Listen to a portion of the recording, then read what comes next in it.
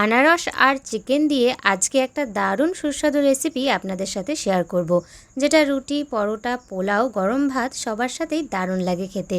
তার জন্য এখানে আমাদের লাগবে আনারস। আনারসটাকে কেটে এটার একটা পেস্ট বানিয়ে নিতে হবে।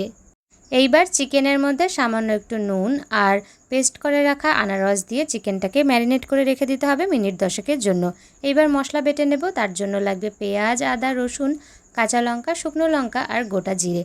সামান্য একটু জল দিয়ে এটারও একটা ফাইন পেস্ট করে নিতে হবে। এইবার কড়াইতে সর্ষের তেল গরম করে তাতে গোটা গরম মশলা ফোড়নে দিয়ে দিতে হবে।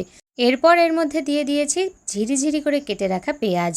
পেঁয়াজ ভাজার সময় যদি একটু চিনি দেওয়া হয় তাহলে কিন্তু পেঁয়াজের রঙটা সুন্দর হয়। পেঁয়াজটা যখন ভালো করে ভাজা হয়ে যাবে তখন এর মধ্যে বেটে রাখা মশলাটা দিয়ে ভালো করে কষিয়ে নিতে হবে। এরপর এর মধ্যে দিয়ে দিতে হবে পরিমাণ মতন হলুদ গুঁড়ো।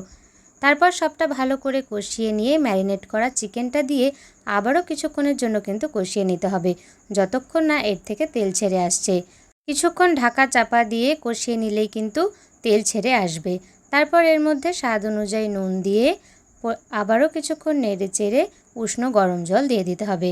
এরপর সবটা ফুটে উঠলে ছোট ছোট করে কেটে রাখা আনারসের টুকরো আর গরম মশলা গুঁড়ো ছড়িয়ে দিয়ে কিছুক্ষণ রান্না করে নিলেই কিন্তু তৈরি হয়ে যাবে এই দারুণ সুস্বাদু আনারসি মুরগি বা আনারসি চিকেন। আর যদি বলি পাইনাপেল চিকেন তাহলে কেমন হয়? আজকের রেসিপিটা আপনাদের কেমন লাগলো অবশ্যই কমেন্টে জানাবেন। ভালো লাগলে একটা লাইক করে দেবেন। টাটা।